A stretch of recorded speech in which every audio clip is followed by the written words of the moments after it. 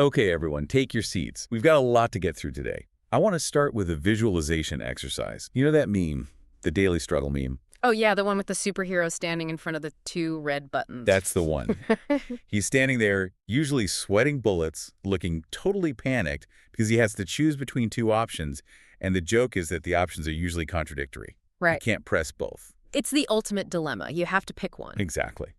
So for today's deep dive, I want you to imagine that superhero is, I don't know, wearing a crisp suit and tie, maybe walking the halls of Congress. Okay, got it. On the first big red button in front of him, the label says, small government. Mm-hmm.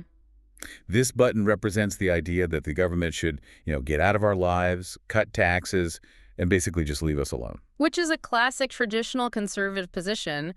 Individual liberty is the priority. Less government interference is better. Exactly. But then he looks at the second button, and that one says something totally different. It says, the United States must be the world's policeman. Ooh, okay.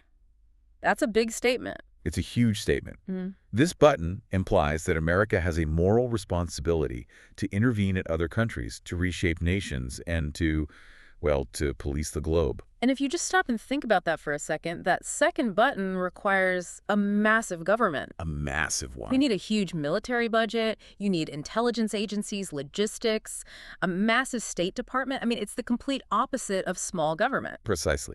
So you have this character, our superhero, in a suit, wiping his brow, trying to figure out how to smash both of those buttons at the exact same time. Yeah, how do you reconcile those two things? And that tension, that specific struggle between wanting less government at home but massive government action abroad, is the heartbeat of the topic we are tackling today. We are doing a deep dive into neoconservatism. It is a term you have probably heard thrown around on the news. Or maybe your parents argue about it over dinner. It's often used as like an insult or just a label for hawks who want to go to war. Right. A simple label. But very few people actually stop to unpack what it means. It's a complex political ideology, and frankly, it shaped the world you students were born into, the early 2000s especially. We're going to guide you through this. Think of us as your tour guides through the history of ideas. Our mission today is to unpack the history of the Neocons, meet their economic godfather, a guy named Milton Friedman, and figure out how a group of friends in New York City debating in a magazine ended up, architecting the invasion of Iraq. It's a wild story, but before we dive into the history, let's make sure we have our vocabulary straight. We are going to use the word ideology a lot today. Good idea. When we say ideology, we aren't just talking about an opinion like, I prefer pizza over tacos. Although, that is a very valid opinion. I'm on Team Pizza. Right. But an ideology is more fundamental. It's a structured system of ideas and ideals. It's the lens through which you see the world. It forms the basis of your economic or political theory. I like to think of it like the operating system on your phone. Oh, that's a great analogy. Your specific opinions on laws or taxes. Those are just the apps. The ideology is the iOS or the Android, the thing running in the background that structures how everything else works. Perfect. And one more term you'll hear is status quo. Sounds fancy. Yeah, it's just a Latin phrase. It literally means the state in which. It refers to the existing state of affairs, the way things are right now. So revolutionaries want to burn down the status quo. Exactly. And usually traditional conservatives want to protect the status quo. They want to keep things the same. Neoconservatives, well, that's where it gets a bit more complicated. So let's start with the name itself. Neoconservative. It's right there in the word. If you break it down, neo just means new. Right. And conservatism, broadly speaking, means wanting to preserve traditional values and institutions. So, new conservatism. But that implies there was an old conservatism they were different from. Who are these people originally? And this is the plot twist. This is my favorite part of the story. If you go back to the origin, the people who founded neoconservatism were not Republicans. Wait, what? They weren't traditional conservatives at all. In fact, most of them started out on the political left. Hold on. So the people who eventually pushed for things like the Iraq War, they started out as leftists. They did. But they were a very, very specific type of leftist. We call them liberal hawks. Okay, liberal hawk. That sounds like a mascot for a very confused sports team. Let's break that down for the class. It does sound like a contradiction. So a liberal, generally, is someone on the left side of the spectrum. They're often socially progressive. Maybe they support government safety nets. But a hawk. A hawk, in political slang, is someone who favors an aggressive, interventionist foreign policy. They are willing to go to war or use military force to get things done. And the opposite is a dove. Right. A dove is someone who favors peace and negotiation. So a hawk wants to fight, a dove wants to talk. So a liberal hawk is someone who says, I want to support social programs at home, but I also want a really big stick to wave around internationally. You've nailed it. And to understand this group, we have to go back in time. We have to go back to the 1930s and 40s. Okay. We're looking at a group known as the New York Intellectuals. These were mostly Jewish scholars, writers, and literary critics living in New York City. They were incredibly smart, very argumentative, and deeply, deeply involved in politics. And you said they were on the left. Yes, many were socialists or Trotskyists in their youth. But, and this is the absolute key, they were fiercely anti-Stalinist. Okay, so anti-Joseph Stalin, the leader of the Soviet Union. Exactly. They looked at the Soviet Union, and while some people on the far left were saying, oh, look at the workers' paradise, these guys said, no, that is tyranny. They saw the lack of democracy. They saw what was really happening. They saw the purges, the show trials, the secret police, the complete lack of freedom. So while they might have believed in some form of economic equality, they hated the totalitarianism of the USSR. They supported democracy above all else. They were anti-communist liberals. So they're in this weird spot. They don't fit in with the communists, but they're not really traditional conservatives either. Not at all. And they had a clubhouse, right? Not a literal clubhouse with a secret handshake. I was picturing a treehouse. No, their clubhouse was a magazine, a very influential magazine called Commentary. Commentary, okay. It was edited by a man named Norman Podhoretz, who became a huge figure in the movement. If you want to find the DNA of neoconservatism, you have to look at the old issues of Commentary magazine. This is where they debated their ideas, where they hammered all this stuff out. So you have these anti-communist liberals hanging out in New York. They are writing articles, they are arguing in coffee shops, they are voting for Democrats like John F. Kennedy. What changed? Why did they leave the left and become new conservatives? The 1960s happened. The 60s, the era of tie-dye, rock and roll, and revolution. Precisely. And for these New York intellectuals who, they wore suits, they valued intellectual discipline, they loved Western civilization, the 1960s was a nightmare. A complete culture shock. A total culture shock. You have to understand, neoconservatism really arose as a reaction to the counterculture. They saw what was happening on college campuses and in the streets, and they were appalled. Why? I mean, I would have thought liberals would support protests and civil rights. And they did support the early civil rights movement, generally. But they looked at what they called the new left, the students protesting on campuses, the hippies, the anti-war movement, and they felt completely alienated. They felt the movement was becoming deeply unpatriotic. In what way? What did they see that bothered them so much? Well, just look at the Vietnam War protests. The New York intellectuals, remember, they were hawks. They believed in fighting communism wherever it popped up. They saw Vietnam as another front in the Cold War against the Soviets. So they supported the war. They did. And then they'd turn on the TV and see protesters burning American flags and chanting anti-American slogans, and they viewed it as a betrayal.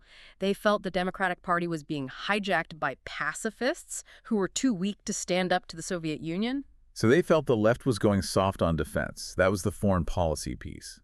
But wasn't there a domestic issue, too? We mentioned the Great Society. Right. At the same time, President Lyndon Johnson launched the Great Society programs. These were massive welfare initiatives, Medicaid, the war on poverty. All with good intention. All with the best intentions. But the future neocons started looking at the data. And remember, these guys are academics, they love data, and they concluded that these programs just weren't working. How so? What was their argument? They argued that despite the good intentions, the Great Society was creating a culture of dependency.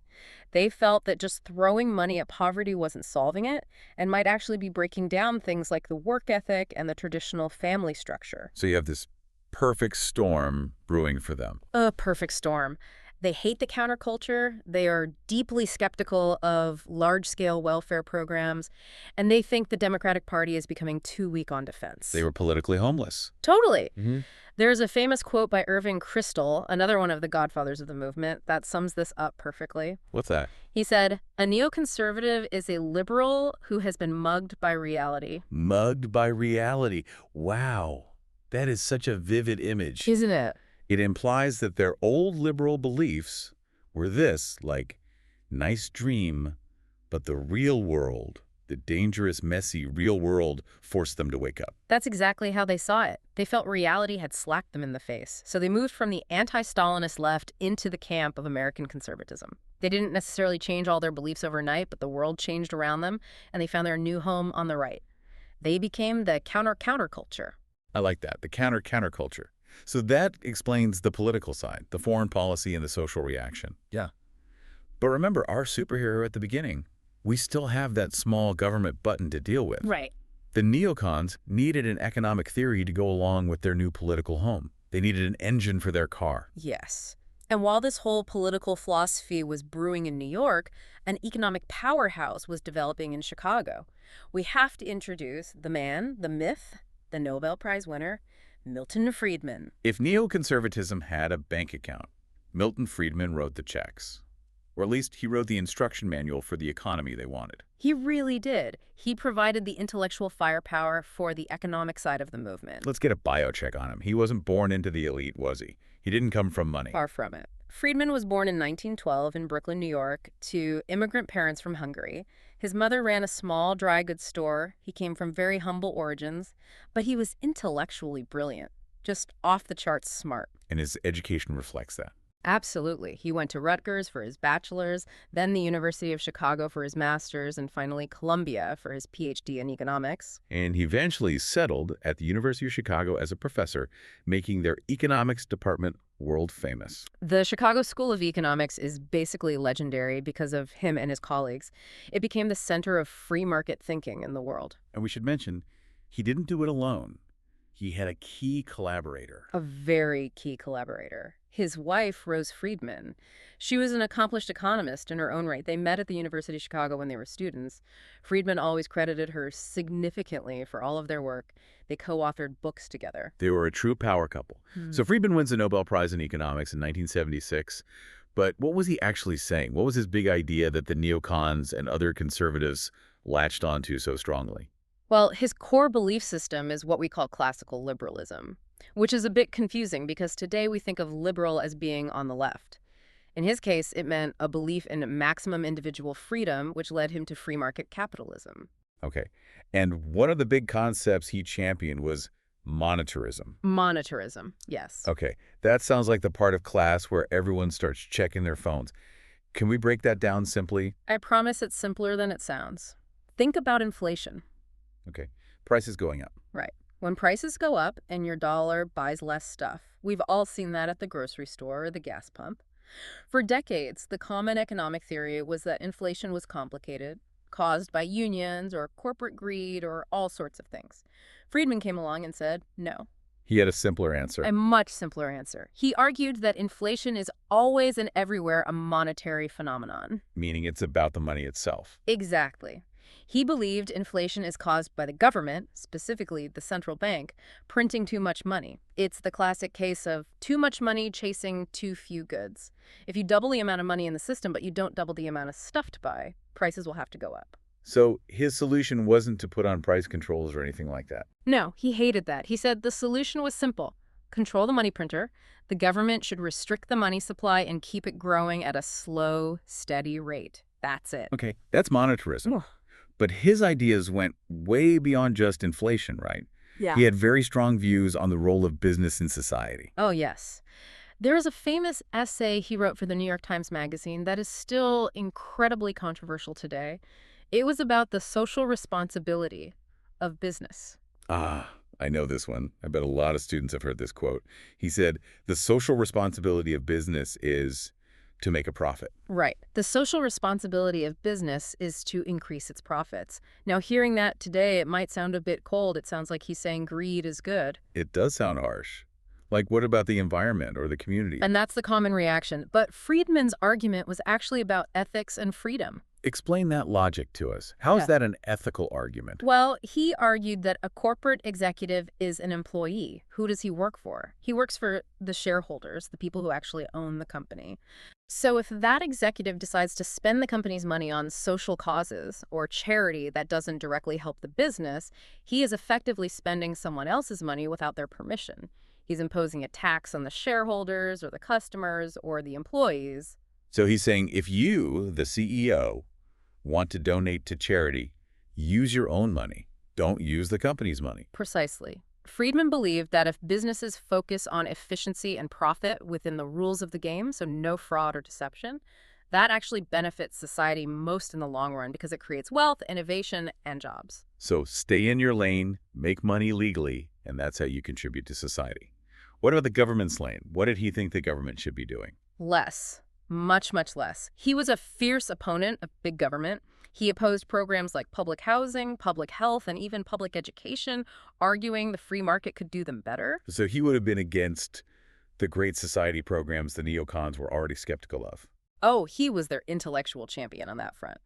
He favored privatization, selling off state-run industries like the post office to private companies, and of course, deregulation. Get the government's rules out of the way so businesses can innovate and compete. There is one specific policy win of his that I think every student listening should appreciate. You mentioned it earlier, but it's worth repeating. Milton Friedman is a big reason why you don't have to worry about a draft card arriving in the mail when you turn 18. That is a fascinating piece of history, and it really shows his principles in action. In the early 70s, during the Vietnam War, President Nixon put together a special commission to review conscription, the military draft. And Friedman was on it. He was. And at the time, General Westmoreland, a top military leader, was testifying before the commission. He told them he didn't want to command an army of mercenaries. Mercenaries. Okay. He meant paid soldiers, volunteers. He saw it as dishonorable. Right. He thought it was more noble to have people forced into service. And Friedman, who was, this small, sharp-witted economist, replied, "General, would you rather command an army of slaves?" Oof. An army of slaves. It just stopped the room cold. Friedman's point was that a draft is a hidden tax, and it's a tax that falls disproportionately on young, poor men. It's the government seizing your labor and your life. A violation of individual freedom. The ultimate violation, and he was instrumental in persuading the commission, and ultimately Nixon, to abolish the draft and move to the all-volunteer military we have today. That really shows how much he valued individual freedom. Yeah. If the government can force you to fight and die, you aren't truly free. Exactly. And he was great at communicating these big ideas. He wasn't just writing dusty academic textbooks. He wrote for the public. He had books like Capitalism and Freedom and a TV series called Free to Choose. He brought economics to average people. He argued that free markets could improve everything, from education to the military. He really did. He was a true believer. So now we have the two pieces of the puzzle. We have the political side, the neocons reacting to the 60s, and we have the economic side, Friedman and the Chicago School pushing for free markets. Now, let's see what happens when these ideas get into power. This is part 3, Neoconservatism in Power. Right. Let's visualize the political spectrum for a second. Imagine a line.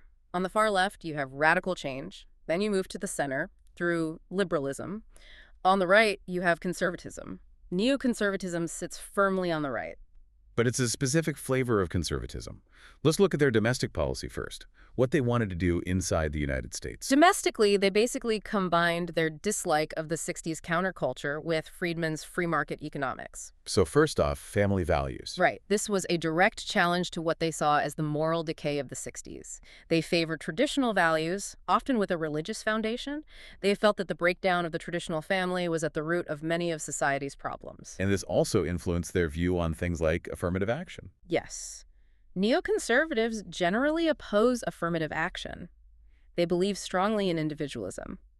This is a core tenet for them. Explain that. They argue that everyone should have equality of opportunity, everyone gets to run the race, but they don't believe in guaranteeing equality of outcome, that everyone finishes at the same time. They think judging people based on their group identity, even if you're trying to help an underprivileged group, goes against the American ideal of judging the individual on their own merit. So a colorblind society is the goal. That's the ideal they're aiming for. And economically, they just took Friedman's playbook and ran with it. Pretty much page for page. Pretty much. They adopted what became known as supply-side economics, or more famously, Reaganomics, in the 1980s. Which means? Cut taxes, especially for corporations and the wealthy. The theory was that this money wouldn't just be hoarded, it would be invested back into the economy to create new businesses and more jobs. The trickle-down idea. Right, that's the term critics use. They also pushed to privatize utilities and fiercely challenged the power of labor unions. Okay, but let's be honest. The real spice of neoconservatism, the thing that makes a neocon, is the foreign policy. This is it. This is where we go back to that world policeman button. This is the defining characteristic. If you take nothing else away from this deep dive, remember this. Neoconservatives believe in interventionism. Let's unpack that word. What does it mean in this context? It means they believe large countries, specifically the U.S., have interests that extend far beyond their own borders, and they have a responsibility to act on those interests. So, no isolationism. The complete opposite of isolationism. Let's break down their core beliefs on this. Core belief number 1. Patriotism is good. They believe in American exceptionalism, the idea that the U.S. is a unique force for good in the world. Okay. Belief number 2. World government is bad. They are very skeptical of institutions like the United Nations telling America what to do. They believe it leads to tyranny and undermines national sovereignty. And belief number 3 is the kicker. This is the kicker. Exporting democracy. So what happens in Vegas stays in Vegas, but what happens in, say, Iraq or Afghanistan is America's business. In their view, ideally, yes. They believe the U.S. should actively promote democratic capitalism internationally, and this is the most controversial part, they're willing to use military force to do it. Why? I mean, why do they care so much if another country is a democracy? Why not just leave them alone and trade with them? It's based on a concept from political science called democratic peace theory. Okay, what's that? The theory states that historically established democracies generally don't go to war with other established democracies. You don't see France declaring war on Canada or Japan attacking the United States. It's true. It doesn't really happen. So the logic is, if you can turn a dictatorship into a democracy, even by force, you are actually making the world safer in the long run. If the whole world is democratic, then America will be safe because democracies don't fight each other. We will teach you our peaceful, democratic ways by force. It sounds like a paradox. It absolutely is a paradox, a huge one. But that is the logic. And this played out historically. During the Cold War, these former liberals, the Neocons, eventually migrated to the Republican Party because of one man, Ronald Reagan. Reagan was their guy. He spoke their language. He was their champion. Reagan openly advocated for a confrontational relationship with the USSR. His policy was peace through strength, build up the military so no one dares to challenge you. He wasn't about détente or just getting along. Not at all. He wanted to win the Cold War, not just manage it. He famously called the Soviet Union an evil empire. The Neocons loved that moral clarity. It was good versus evil. So the Cold War ends in the early 90s. The Berlin Wall falls. The Soviet Union collapses. The U.S. wins. You would think the Neocons would pack up and say, job done, let's go home. You would think. And for a moment there, in the early 90s, after the Soviet collapse, there was a lull. It seemed like neoconservatism might fade away because the big enemy, the big dragon to slay, was gone. But ideas don't die that easily. Not at all. This brings us to part 4, the Project for the New American Century. This sounds like a sci-fi movie title. The Project for the New American Century. Yeah. Or PNAC for short. It was a think tank, an advocacy group, formed in the late 1990s. And the name says it all. They believed the 20th century was the American century, and they wanted to make sure the 21st century was one, too. Their stated goal was to promote American global leadership. And they put out a document, right? A kind of mission statement. They did. It was called Rebuilding America's Defenses. And it was incredibly bold, some would say chilling. They advocated for total global military domination. Total domination. Yes. They wanted to increase the defense budget significantly. They argued that since the U.S. was the only superpower left after the Cold War, it shouldn't be shy about it. It should challenge any government hostile to American values and interests anywhere in the world. So this is the late 90s. Then the year 2000 comes around. George W. Bush is elected president. And guess who he hires for top positions in the Pentagon and the State Department? A lot of the people who signed that PNAC document. People like Paul Wolfowitz, who became Deputy Secretary of Defense, Richard Pearl, Elliott Abrams. These guys had been around since the Reagan days or were students of that school of thought. But here's the thing. Bush actually campaigned on a more humble foreign policy. He talked about being against nation building. He did. He was critical of the Clinton administration's interventions in places like Somalia. It looked like the neocons might stay on the sidelines. But then, the world changed in a single morning. September 11th, 2001. 9/11 was the catalyst. It was the event that activated the neoconservative playbook in a way history had never seen before. The Bush presidency shifted overnight. And they implemented what became known as the Bush Doctrine. Right, and we need to define that for the class. Please do. The key element is the idea of preemptive war. Traditionally, a country goes to war after someone attacks it. It's self-defense. The Bush Doctrine said, in an age of terrorism and weapons of mass destruction, we can't wait to be attacked. We can't wait for the mushroom cloud. So if you think a threat is gathering, like a dictator trying to get nuclear weapons who also has ties to terrorists, you have the right to attack before they can attack you. to eliminate the threat before it fully forms. Exactly. And this logic led directly, step by step, to the Iraq War in 2003. The Neocons in the administration played a major role in planning and promoting the invasion of Iraq to remove Saddam Hussein from power. And what was the grand vision there? It wasn't just about weapons, was it? No, the vision was much bigger. It went back to that exporting democracy idea. They believed that if they could remove a brutal dictator and plant a stable democracy right in the heart of the Arab Middle East, its values would spread like a positive virus. It would inspire democratic movements in Iran, in Syria, and ultimately stabilize the entire region. So that was the peak of their influence, the early 2000s. But looking at the landscape now, it feels very different. It does. The Iraq War became very unpopular. It was long, it was costly in lives and treasure, and it was chaotic.